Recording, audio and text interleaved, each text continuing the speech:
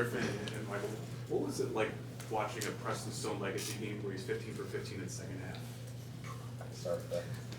Yeah, I mean, kid's baller. Like that's what he does, and that's what he know. That's what everyone on the team is aware that he can do. And for him to go out and just do it, just play ball, just prove that he's our guy, and he's an amazing football player. It's really awesome to see him dominate today.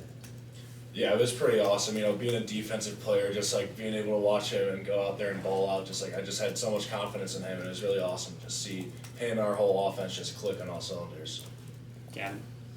For Preston, this offense, this season, especially during the losing streak, has gotten a lot of flack for, settling for field goals or, against Michigan not being able to get a first down late in the game. But to have a performance like today, 525 total yards, 3 consecutive touchdowns at that point in time, have the big rally. How rewarding is it for you as, the captain and leader of this offensive unit to kind of see everything come to fruition this way?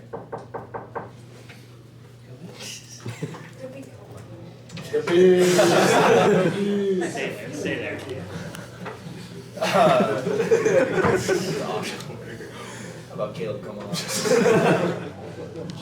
No, today it was very rewarding. I think this might be the most complete offensive game we've ever been a part of in college football. The O-line kept my jersey clean all day. Receivers were making plays. The Beast and Joe were toting the ball, and so just super grateful to come out and play with these guys. Brendan? Preston, that final run you had on 3rd and 15 to set up that field goal from Jack, what was going through your head on that run?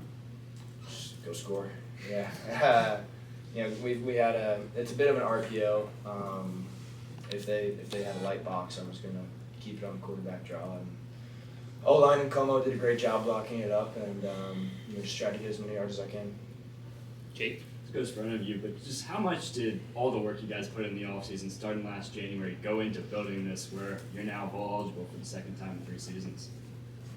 Yeah, everything went into this. Just being able to set the standard, from the beginning of January, just be able to uphold that thing all the way through November, and now eventually December. That's just I think everything just went into that, and having great leadership on the team is just seeing that come to fruition is awesome.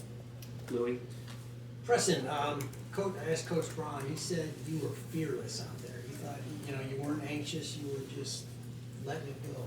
And what did you feel out there today, and what was the difference today versus earlier in the season? I think one of the coolest moments I ever had in college football happened today, and it was in the locker room at halftime, and Coach Braun comes over, I'm sitting down, and he just prays over me, and he prays for a spirit of fearlessness, and to just put it all in God's hands. And so to have our leader and Coach Braun come and do that for us, that was an incredibly special moment, and really felt like allowed me to play free, and just his presence on the sideline throughout the entirety of the game, through the ups and downs, really allowed our whole ball team to play free. Charlie? For Griffin and Preston. So Griffin, you were part of first Northwestern wide receiver tandem to go for each over 100 yards in the last 12 years. So what is it like to have a career day, 11 catches, 111 yards? And Preston, what was it like getting to throw to Griffin and Hayden today? Yeah, it was awesome to have a guy like Hayden Elligon on the opposite side of you is something that's special. You saw his ability to go up and make a play when we needed it. Late in the game, had that toe tap on the sideline. He had multiple toe taps today, actually, and then obviously that big play that he had over the middle and just getting some yak and getting us going. Hayden Elligon's a great player, and to have someone like that on the opposite side of you, it helps yourself out a lot. And so when you got 2 guys, and Ricky and all those guys making huge plays too on that scramble, but when you have 2 guys that have the ability to do that and kind of are working off of each other, it's going to be really complicated for a defense to cover both. Real quick, does anyone have a question for Kilbane? Yeah, back here. Michael, obviously missing Richie and Hayden today for the defensive line. How were you able to establish your technique and get in the backfield so often on a day like this? Missing those guys, it's really, really a tough loss for us. But those guys are still around us. They're still helping us, mentoring everyone on the D line. Just we have a sense of brotherhood of the D line. We really want to play for each other and do everything the best for each other. And I think that kind of just goes into being able to make plays. Not only me but everyone on the D line. Just being able to hold it down, I think that's just something that's like really special about our position today. Yeah, and Michael, anything for you in the halftime standout for you in the defense? 21 points in that second quarter, and then second half only about 14. What was the message to the defense? You know, we just had to keep like being ourselves. You know, like we made some mistakes, but like, you know, we had to go back out there, do our job, and execute. That was the main message from Gargle. He said just like do our job and go execute, and we knew that like if we did that, we could end up with a win like we did today. So I think that was just like the main thing that we had to focus on. Thanks, Michael. You're good. We're gonna swap you in for Mr. Komolafe over there. We'll resume questions for all three. Yeah, Charlie. It's for Caleb. So first off, welcome for whatever.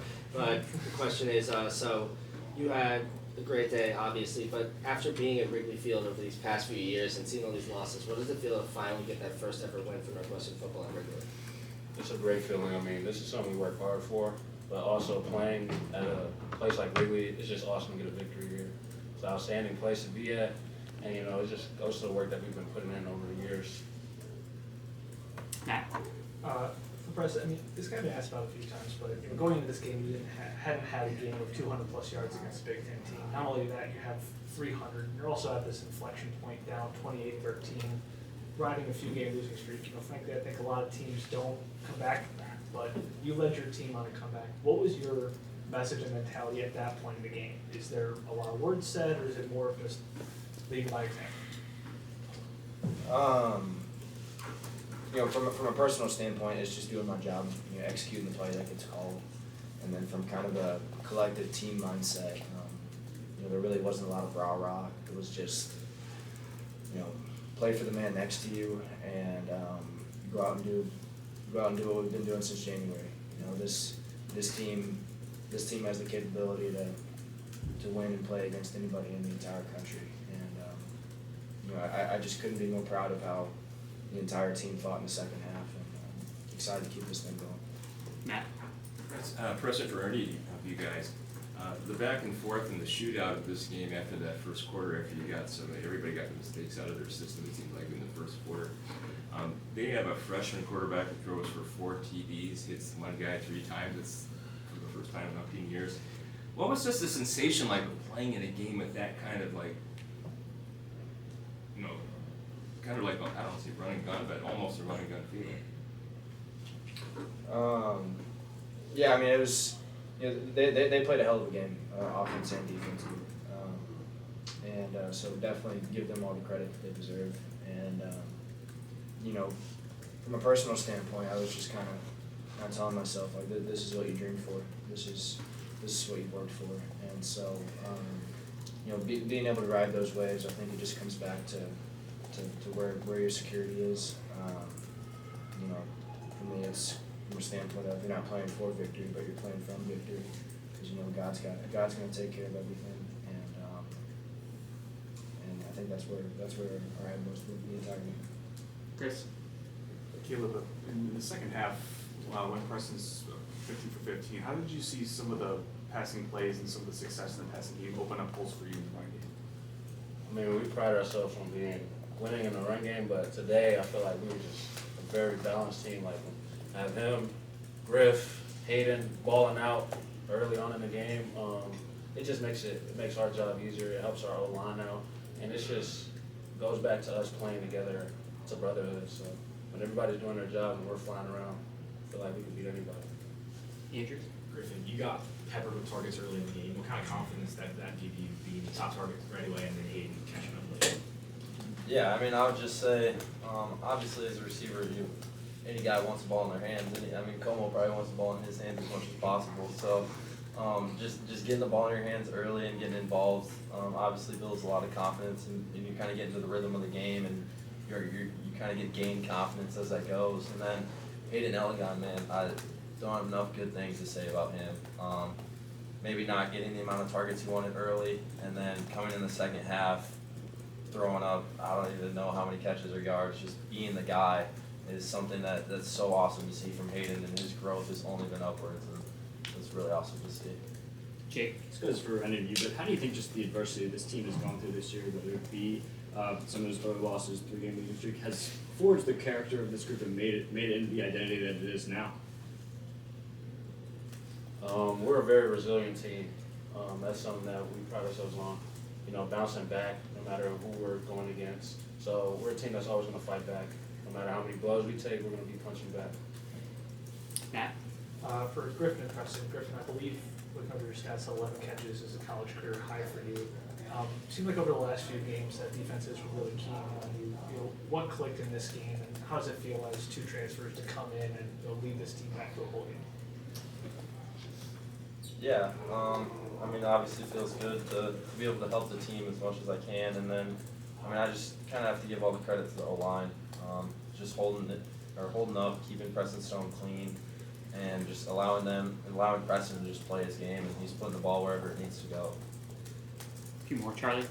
So Caleb, early in the season, week 2, Cam Porter goes down and you take over that lead back role. So what have you seen with your game that has evolved from back when you first took over that role to now? I would say just decisiveness. I've become a little more decisive. You know, getting more reps in the game, doing extra training with coach, and then talking to Cam himself. You know, he's always with us in our room, helping the guys out. So I feel like that's helped a lot. Last one, Jake. Preston, what's it made you, through all the twists and turns, to have now found a way to extend your college career another month? It's incredible. It almost brought a tear to my eye after the game because you know, I said earlier, if I had it my way, I would keep playing with these guys for the rest of my life. And so we have a very special locker room. I love these guys and can't wait to keep the season going. Awesome. Thanks, guys.